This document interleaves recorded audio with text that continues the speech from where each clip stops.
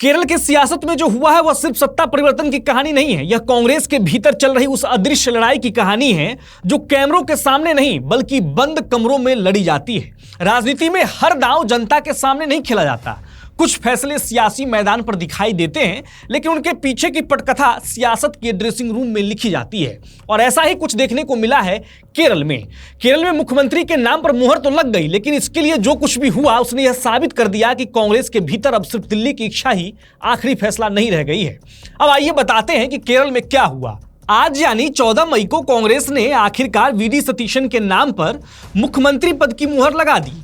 लेकिन खबर यह नहीं है कि सतीशन मुख्यमंत्री बने, खबर यह है कि आखिर केसी वेणुगोपाल क्यों पीछे रह गए। वही वेणुगोपाल जिनके बारे में लगभग तय माना जा रहा था कि दिल्ली की पहली पसंद वही हैं। यहां तक खबरें आई कि राहुल गांधी और केसी वेणुगोपाल के बीच दिल्ली में लंबी 1-to-1 मीटिंग भी हुई थी। पार्टी के भीतर यह संदेश भी फैल चुका था कि अगर कांग्रेस केरल सत्ता में लौटती है तो मुख्यमंत्री की कुर्सी वेणुगोपाल के पास जाएगी। लेकिन राजनीति में आखिरी फैसला हमेशा गणित नहीं बल्कि माहौल से तय होता है, और यही माहौल अचानक बदल गया। विधानसभा चुनाव में यूडीएफ की बड़ी जीत के बाद कांग्रेस के भीतर मुख्यमंत्री पद की लड़ाई तेज हो गई थी। शुरुआत में रमेश चन्नीथाला, वीडी सतीशन और केसी वेणुगोपाल तीनों नाम चर्चा में थे, लेकिन धीरे धीरे मुकाबला सतीशन और वेणुगोपाल के बीच सिमट गया। दिल्ली की लॉबी वेणुगोपाल के साथ दिखाई दे रही थी, जबकि केरल का संगठन और कार्यकर्ता सतीशन के समर्थन में खड़ा नजर आ रहा था। यहीं से वह संघर्ष शुरू हुआ जिसने आखिरकार हाईकमान को अपना फैसला बदलने पर मजबूर कर दिया। वीडी सतीशन के समर्थकों ने खुलकर विरोध प्रदर्शन शुरू कर दिए। पार्टी दफ्तरों के बाहर नारे लगे, सोशल मीडिया पर अभियान चलाया गया। कार्यकर्ताओं का साफ कहना था कि जब लेफ्ट फ्रंट के खिलाफ सड़क से लेकर विधानसभा तक लड़ाई सतीशन ने लड़ी, जब विपक्ष के नेता के तौर पर उन्होंने सरकार को लगातार घेरा, जब जनता के बीच कांग्रेस का चेहरा वही बने रहे, तो फिर मुख्यमंत्री पद किसी ऐसे नेता को क्यों दिया जाए जो दिल्ली की राजनीति में ज्यादा सक्रिय रहा हो।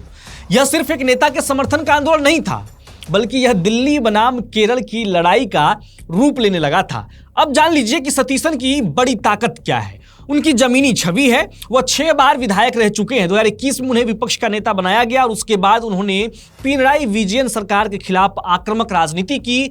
भ्रष्टाचार, सोना तस्करी, बेरोजगारी और प्रशासनिक मुद्दों पर उन्होंने लगातार सरकार को घेरा। कांग्रेस के कार्यकर्ताओं के बीच यह धारणा मजबूत हुई कि अगर पार्टी सत्ता में लौटी है तो उसका सबसे बड़ा चेहरा सतीशन ही है। यही वजह रही कि विधायक दल के भीतर भी उनके समर्थन में माहौल लगातार मजबूत होता गया। दूसरी तरफ केसी वेणुगोपाल की सबसे बड़ी ताकत उनका दिल्ली कनेक्शन था। वह लंबे समय से कांग्रेस संगठन में अहम भूमिका निभा रहे हैं और राहुल गांधी के बेहद करीबी माने जाते हैं। लेकिन यही उनकी कमजोरी भी बन गई।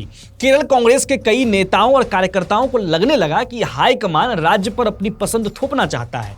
ऐसे में अगर वेणुगोपाल को मुख्यमंत्री बनाया जाता है तो यह संदेश जाता कि कांग्रेस अब भी पुराने हाईकमान कल्चर से बाहर नहीं निकल पाई है। यहीं पर राहुल गांधी के सामने सबसे बड़ी चुनौती खड़ी हुई। अगर वेणुगोपाल के नाम पर मुहर लगती तो कार्यकर्ताओं में नाराजगी बढ़ सकती थी। दूसरी तरफ सतीशन को नजरअंदाज करना उस नेता को कमजोर करना होता जिसने पार्टी को जीत दिलाने में सबसे बड़ी भूमिका निभाई।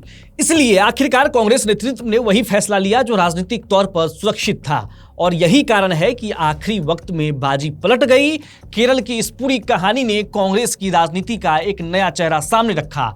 अब सिर्फ दिल्ली का इशारा काफी नहीं है, अब राज्यों के नेता, कार्यकर्ता और स्थानीय समीकरण भी उतने ही ताकतवर हो चुके हैं। वीडी सतीशन का मुख्यमंत्री बनना सिर्फ एक व्यक्ति की जीत नहीं है, बल्कि उस संदेश की जीत है कि जमीनी राजनीति आज भी हाईकमान की राजनीति पर भारी पड़ सकती है।